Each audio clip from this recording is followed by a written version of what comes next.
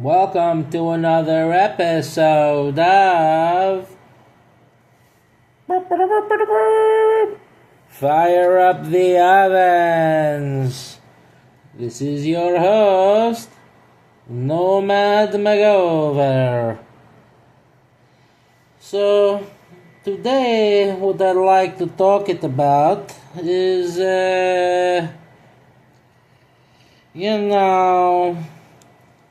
I've been seeing a lot of this thing around, this gang stalky, and,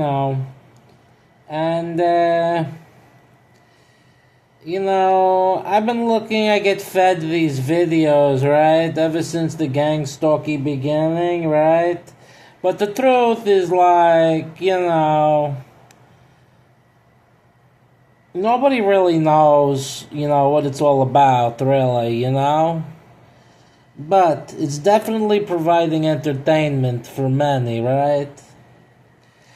When you put it all together, I'm telling you right now, because I've watched enough of this tarot. Have you heard of this tarot? Tarot. Like, in other words, you lay down the cards, and then the person is going to tell you exactly what is going, right? They call it tarot, right? Basically, you believe it too much, you're going tarot, right? But here's the thing. I can just tell you personally, I had everything stolen from me except my life. Even like my health was very much compromised, right? And I put it together, for many, like my whole life, right? I've had to deal with a bunch of crap in my life, right? From the very beginning. And the one thing I know about me, right, is I don't take no crap from anybody unless it's about to break it, right? Then I make what's called a flight or fight, right? It's typical, you find it in nature, right? The thing is, I don't like to fight. When I was a young boy, I used to have to do it, right? And I made a few people bleed pretty serious, right? And I never got my ass kicked, not once. But I learned that there's a beast inside of me that can come out and seriously hurt somebody, right? Like I flip it, and all of a sudden I'm Nomad McGover. The next thing I know, I'm like another human, like not human. Like the animal in me comes out, and I can snap it, right? And I can make a person diet, right? And not have remorse. You see these videos on, with no remorse, people do things, right? But I don't like it, right? To hurt people, right? You do it when you're young because you don't have the self-control, right? As you get older, you could see it, that why would I want to hurt another or risk hurting myself for no reason, right? Or even for any reason, right? When we can handle the matter diplomatically, right? And I thought that I was involved in what is called a gentleman's war, right? But there was nothing gentle about what had happened to me, right? They stole my baby, they kidnapped my son, they took everything from me, right? Literally everything, including the clothes on my back. I only ended up with somebody's old clothes when I got out of jail, right? So they, the police, they colluded with the regular people, they kept arresting it, plus the medical crew, they would oftentimes come and try to make me act like I'm crazy, which I'm not. I will admit it, this is not my real voice.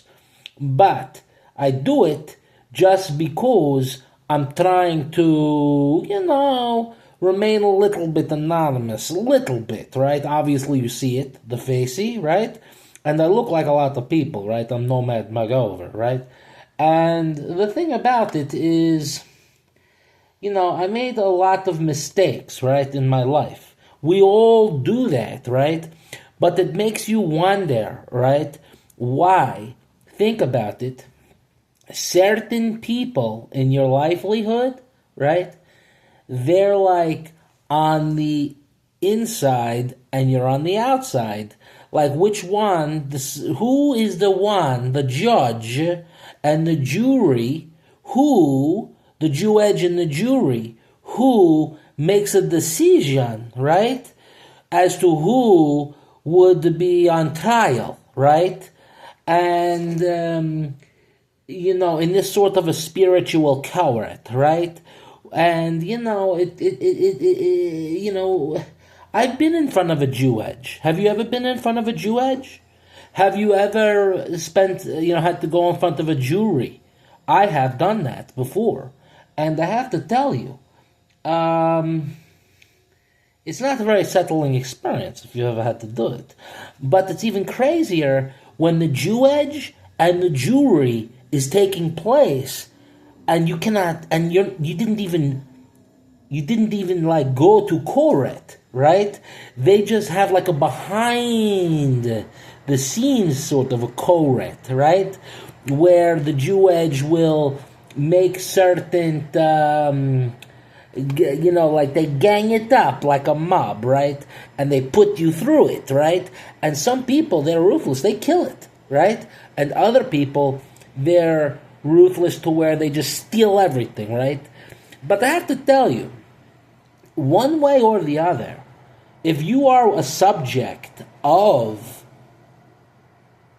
the judge and the jury, and they have come after you, and you manage to survive it with your health, I'm not talking about your mental, I'm talking about your physical. Because you need to understand that up until the times of what is called the Enlightenment, have you heard of the Enlightenment, right? You should look into this, right? Because before this time period in history, there was really no such thing as mental health. People understood everything on a spiritual level, right? Now, you go to the pussy shogoli and the rapist, and the psychologist, they call it here, and they call it the therapist, right? And what they do is they tell you how you can manage your mental health, right? To make sure that your mental is in line, right? That you're healeth tall men, right? And it's an interesting situation, right? Whether you're a man or you're a woman, right? You go to the pussy show goalie, right? Or to what they call the rapist, right? And when you're there, they will, try to give you the technicals, right? So that you can overcome an issue that didn't even exist until what happened was called the Enlightenment, right? Before then, what we did was we tried to be spiritually helping people get over these problems, right? But now, if you try to spiritually help people get over issues, that is considered like you need mental health, right? You need to go healeth tall men, right? So, nowadays, I'm like in a situation, right, where I've come out. It's like I feel like I was the first born again, right? Like as if I was born again, right? Like I've been sleeping on the streets, right? And I made a little monkey, and I've been able to afford to kind of get back on 2 feet, right? But I'm telling you, it's been a rough journey the last year, a rough journey, as they would say, right? And there was a lot of people, right, who invested, I believe it heavily, in trying to teach it a lesson. And it's possible they could kill it, like they could kill it For real. And this is like my legacy right here, right? What I'm doing. Leaving a little bit of love into the community. But what I'm trying to do it is work hard work, be productive to rise up and actually live again, right? But here's the nice thing. When you emerge and you are isolated from the fukarounds that do this to you, right? Think about it. You get to cherry pick which ones of the fukarounds who invested in your mind, in your life, in other words. What I'm saying here is that when you emerge, you are born again. You get to control the narrative, flip the script. You are the one who gets to rewrite your whole story once everything's been taken from it, right? You can choose a new career. You can choose old people in your life, even ones that you know betrayed you, to try to make a better impression. You can try to start a new business. You can do a lot of things.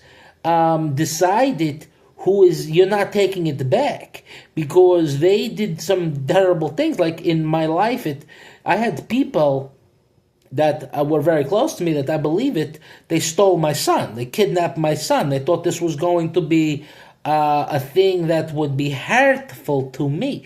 It hurt. It hurt. It still hurts. It will always hurt.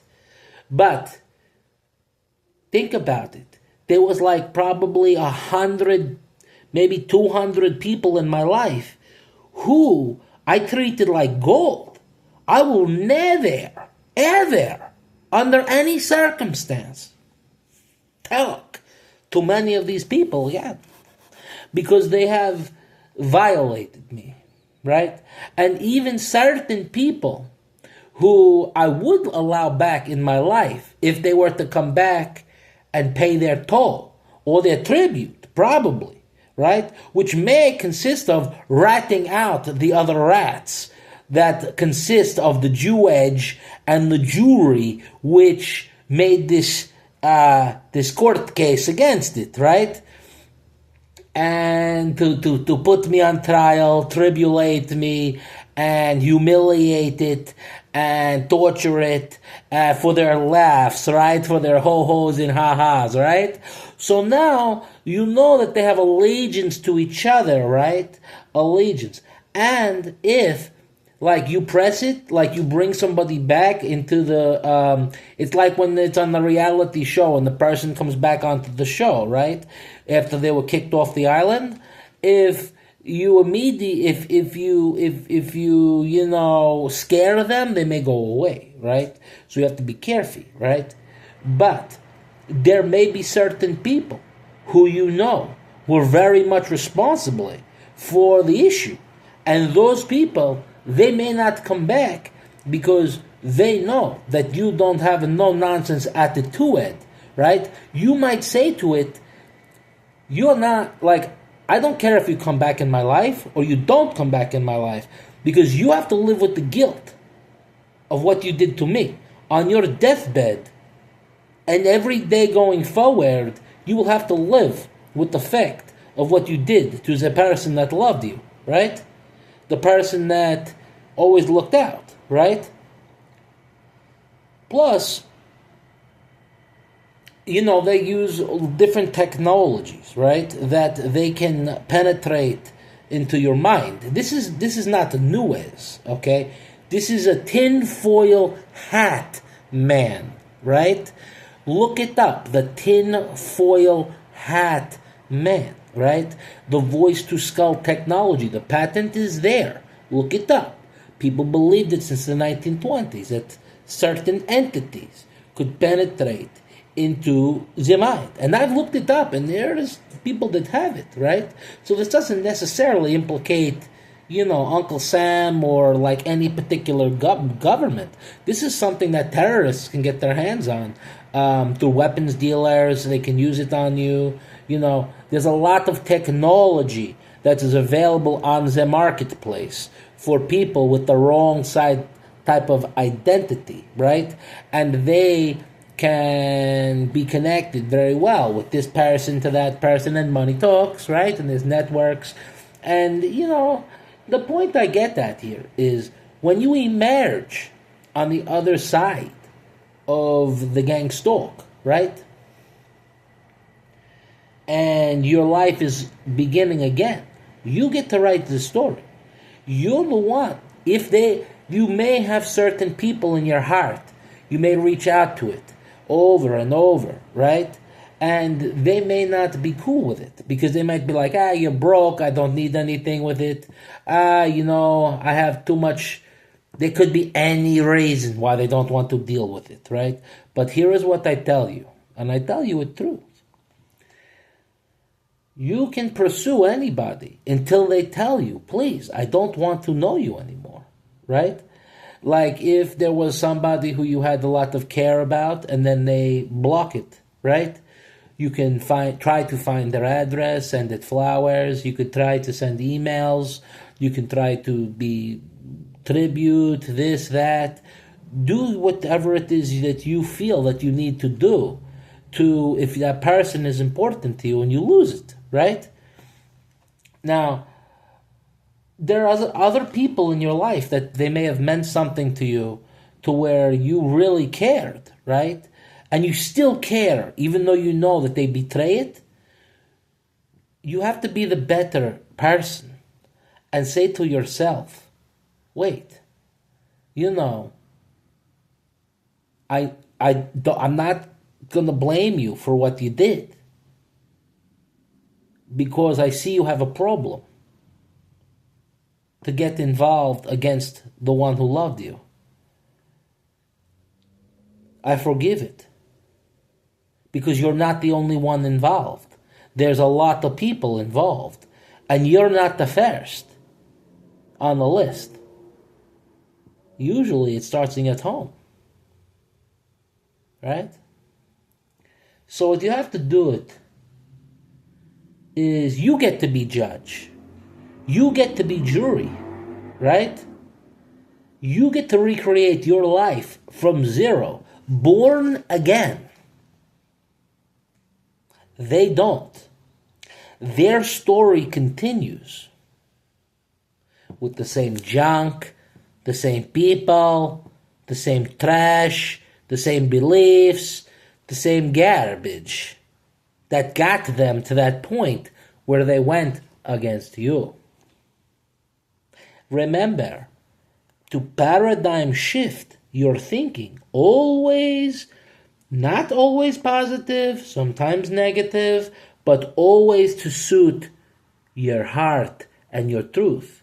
That reconciliation with yourself. When people take it from you, your credit, your identity, your inherit, your son, your daughter, your wife, your retirement money, as long as you have your health, some health, don't give up, because now is the time better than any. All you needed is food and sleep to be able to think correctly in most cases. And a good environment. I recommend the Christian church. Why? To remind you of peace of mind, and peace is the most important thing.